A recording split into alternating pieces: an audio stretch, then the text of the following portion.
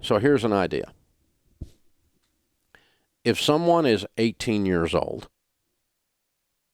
and does not have a job and wants to borrow tens of thousands of dollars, do you know what lenders tell them? No.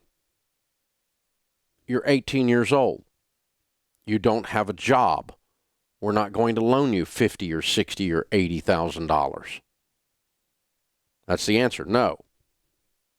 Well, along come our brilliant federal government and says, oh, we'll guarantee Junior's loan.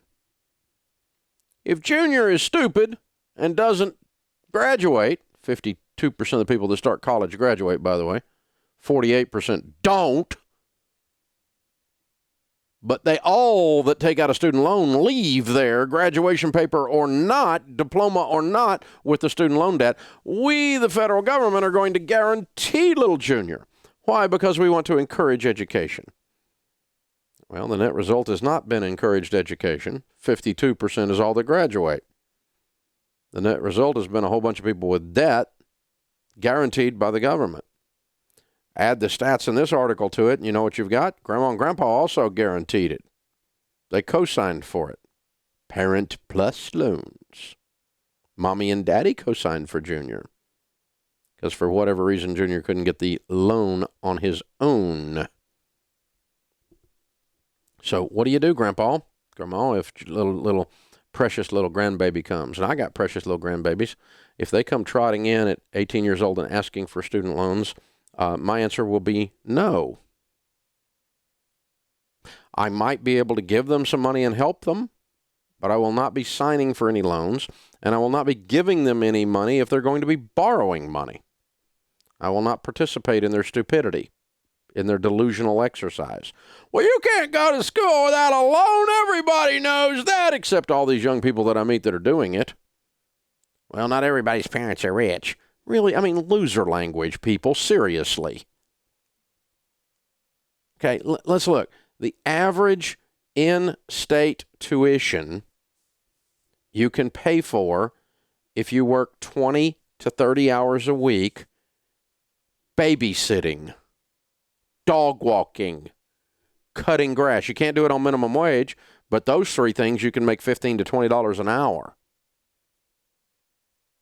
You can get through school, but your college choice cannot be some school you can't afford. So, by the way, you shouldn't buy a Mercedes if you're a broke person.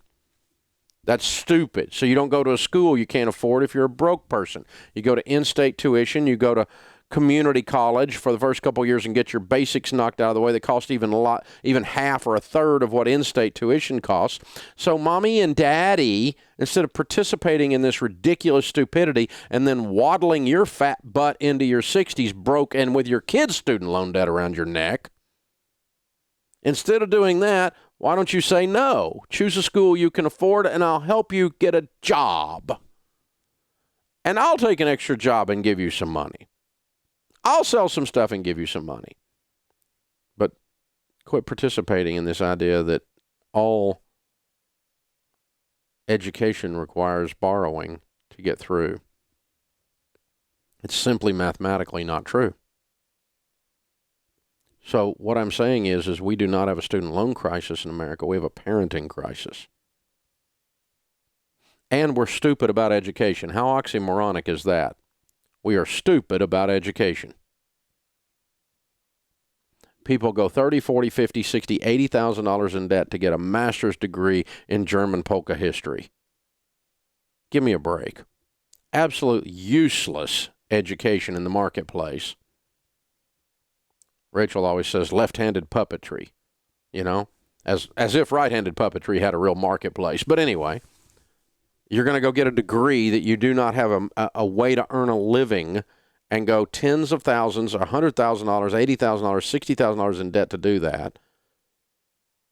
And mom and dad, you just stand there and watch them and go, yeah, why don't you study something stupid at a college you can't afford, and then we're all going to stand back and watch you wreck your life instead of intervening as if they had a drug problem. That's how stringently I would intervene.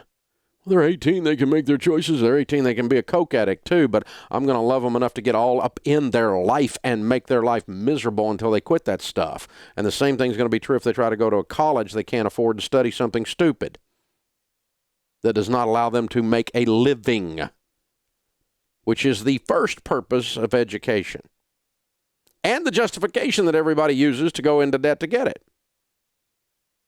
So choose a college you can afford. Have a plan to work while you're there. No, mom and dad and grandpa and grandma, we're not going to co-sign. And you're going to walk up next to this 18-year-old, some of them have some sense, but some of them hadn't got a brain enough to go to college because the choices they're making. I talked to one the other day who was going to go to college. You know why she liked the college? Out-of-state tuition, which is over double what her in-state would be, at another state college, very similar level of education. You know why she wanted to go there? Because it was a nice town. See, people like that should not be allowed to make decisions by themselves. They're not grown-ups. That's a dumb butt statement, isn't it? And if you're her mama, you're her daddy, you're her grandpa, you're her granny, you co-sign for the loan, you're as dumb a butt as she is. And then we end up with 73% of older student loan borrowers having borrowed money for someone else to go to school. And it's quadrupled in just the last decade. The stupidity is it's alive and well. Stop it, America. Stop it. This is the Dave Ramsey Show. Hey guys, thanks for watching. If you enjoyed this video, click the subscribe button to get the latest content and check out these other great clips from the show.